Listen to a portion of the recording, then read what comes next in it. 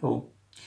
On today's video, I thought about presenting some common failure modes, overview drives I have in my collection, and I thought that sharing some thoughts with you regarding them will be helpful in understanding better what are the challenges of retro computing, of using laptops and other devices that are kind of old. I'm pretty sure that for most of you, this discussion is not new. You already know that there are many challenges to this passion or interest. However, I would like to focus today on quite a small aspect, and this is why I show to you these three hard drives I have. Actually, there are two hard drive types, not three. Two of these hard drives are actually roughly similar. What we are talking about over here? We are having drives that have been built around 1995 to 1998. As far as I can tell, this one has a manufacturing date. On the other hand, these two other drives do not have them. Well, what is important about them? First of all, older hard drives, as you know or as you should know, tend to fail in quite different ways, and of course a failure is a given, particularly with very old technology.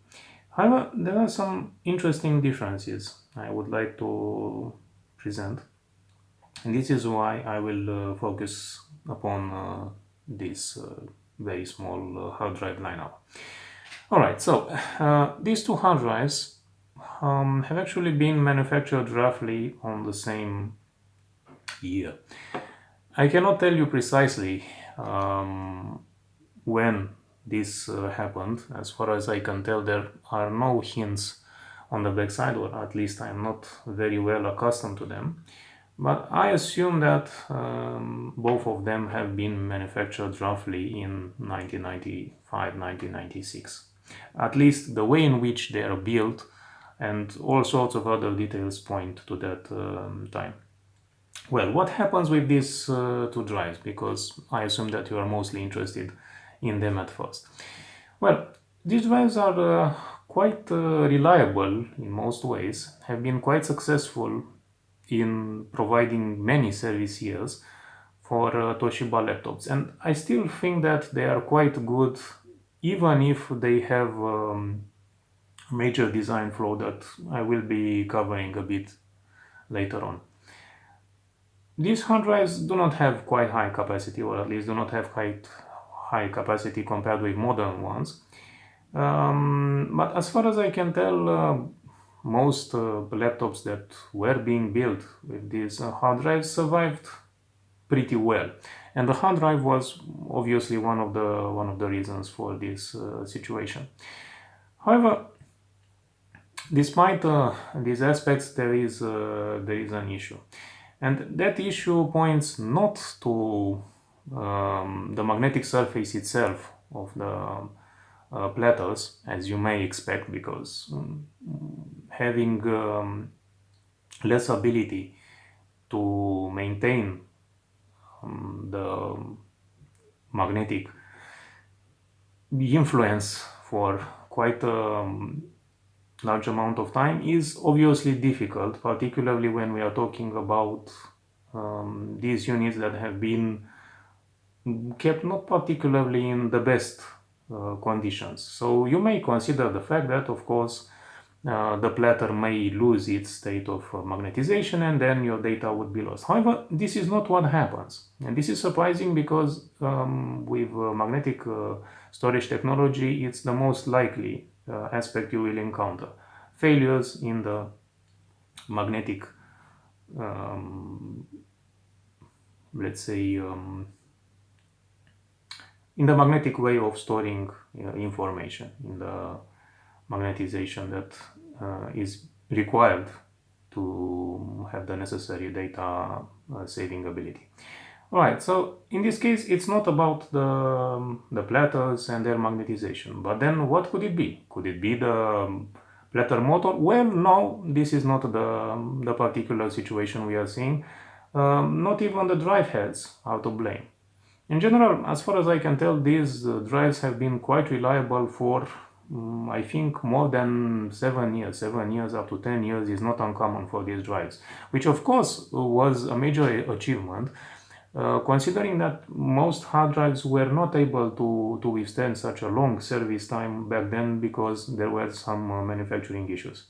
However, the issue in this case is pointing to something else. Well, believe it or not, it's surprising that these drives are not going to be able to reach the power on state properly. And it's not about the electronic circuitry either. You're also going to be surprised about that. Well, let's cut to the chase. The issue is with the actuators actually sticking to the drive the parking position, you can consider, if you like. There is a stopper, as far as I could understand, since I took about many drives and I found this issue to be common. There is a part of the actuator system that has to stick to stopping position so that the drive heads are not able to rattle and damage the Platters surface. Of course, we are talking about the situation when the hard drive is not operational. However, it seems that there is a tendency of this actuator to stick to the parking position. And this means that the drive is unable to start. There is a particular sound that is being made by such a drive that attempts to spin and then it stops. And I think you can roughly guess what that sound is. And unfortunately, there are times when the drive, even after subsequent attempts at starting, cannot reach this state. So it may seem that the drive is completely unusable. However, this is not the case, and I have been quite successful at restoring this drive to functionality many times, but the unfortunate aspect is that I could not find a reliable solution. Probably some sort of Teflon coating that could be applied to the magnetic part that makes it possible to secure the actuator in the parking position, adding some sort of layer in between the magnetic side and the actuator on the parking position could possibly lend to less sticking. Probably a very thin layer of Teflon coating could avoid this sticking. However, I have not made such a modification to a drive, particularly because I consider this to be slightly risky. And of course, there are always repairs that can work properly, but I have not made such an attempt. Even if I have some Toshiba hard drives I could test upon. And my idea, and of course I can share it with you, that's not a problem, was to use something like a small Teflon sheet that was used for mice skaters. There are very small amounts of this tape that are needed to cover the standards or the feet of a mouse, and this could mean that they could glide better when they have these surfaces worn off or for various competitions. They were somewhat popular with gamers, but I don't know if these products can be found or are as popular anymore. But anyway, this was the idea of having a surface that is non-magnetic, so it would have no issue with the magnetization that would be applied to it. would be highly resistant, and then it could mean that probably you could have some years that would be added to the lifetime of such a hard drive. However, I have not used such a modification. I have used a different approach. I try to find out where are the screws that secure this top cover, and as you can see, some of them are obviously visible. This one was hidden. You could have felt it by using your finger or using something that is slightly tipped but not too much, so that you could guess the position. And over here, and I wanted to discuss about that, I made a mistake because there is another screw over here, but it's not a screw that secures the top part of the hard drive. It's one that secures the actuator and or the head arm assembly, if you want to consider that. Of course, taking this screw was not a good idea. It didn't affect the head's alignment in any way, but it's not something you would like to do. So this is why I try to cover it and make it quite clear that this is not a screw that you should be playing with. So these are the screws that have to be taken out. Of course, you got to use ideally a system that ensures no dust could get into the internal system. So a laminar flow system that is being used for various research activity could be used in here. On the other hand, if you don't have something like this, you could try and blow dust with a small hand pump, and probably you would still be able to operate the drive with no issues. As soon as you're going to unscrew all these positions, you should try and make an attempt at unsticking the actuator. When you are trying to do that, it's better not to use screwdrivers or anything that could suddenly slip and make a worse situation for the platters or for anything else that is close by. It may not be the best solution, but I have seen it working. I tried to place 2 fingers and then try to apply some minute pressure in order to secure the assembly to my finger, and then rotate the actuator. And when you are going to be able to rotate the actuator a few degrees, you're going to notice that it suddenly unsticks. You may try to make some exercises by sticking the actuator again to the parking position, or leaving it freely standing, but I think that one such move is enough. As soon as you are going to make that move, probably you can leave it.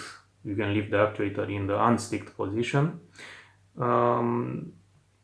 Then screw again all these positions. Try to make it in a diagonal sequence, so pressure is going to be applied much more evenly, and then your hard drive could be operating.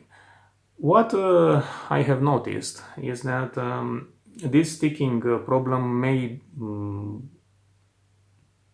occur again in quite a short while.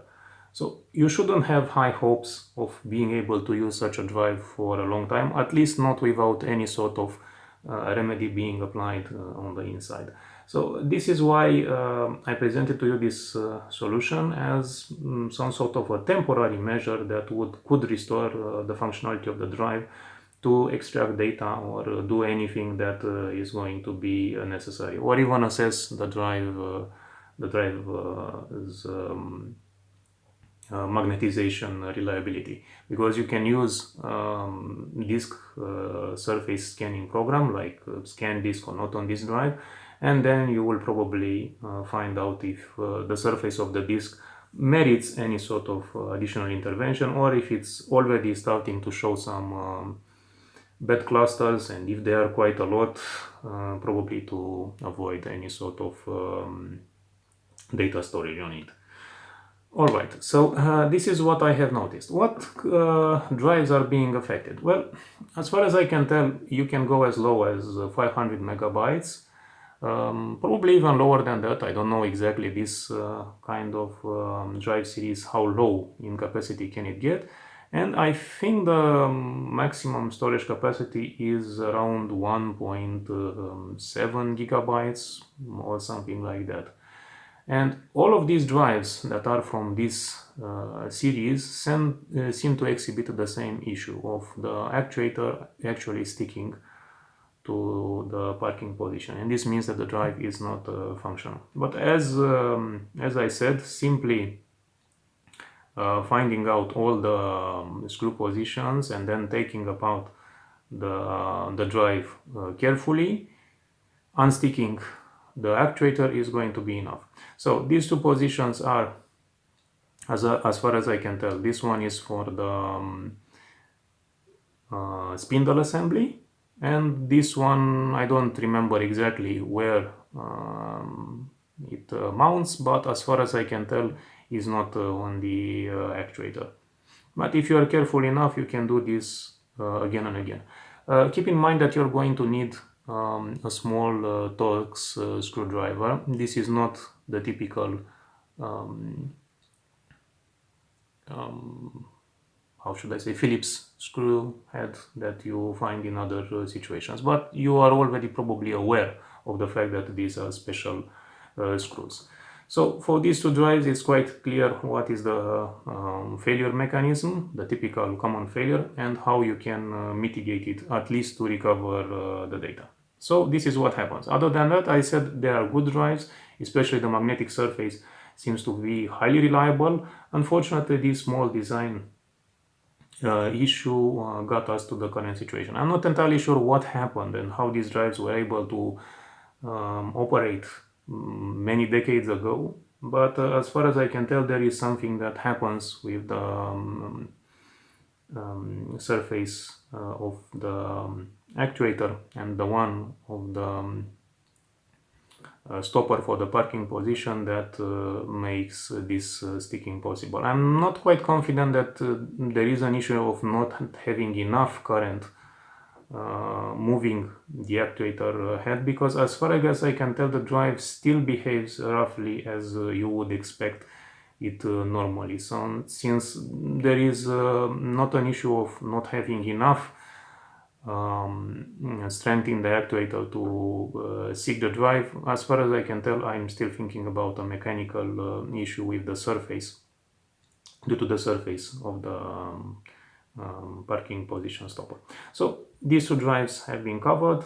Good drives, unfortunately, with this small issue. In general, I prefer such a small issue compared with platter magnetization issues, because these ones can be reliably solved and they are not going to affect the drive, even if, of course, you may not find a permanent solution to this. Alright, the third hard drive is again somewhat interesting. It's built in 1998, so it's quite a newer drive. However, it seems to have a different failure mechanism than these two. As far as I can tell, with these drives, the most common issue seems to be one with the Platters magnetization. In this case, you don't have much or I cannot see a good solution to this, but however, you should be aware that this can happen. Of course, we are talking about drives that are more than 20 years old, so you cannot expect them to have the same reliability they had when they were new. It's somewhat of a noisier drive than these two ones, but other than that, it's not a bad disk drive. I think that this one is around 2 or 3 gigabytes in capacity, so it's not a very large drive, but this is what happens with it.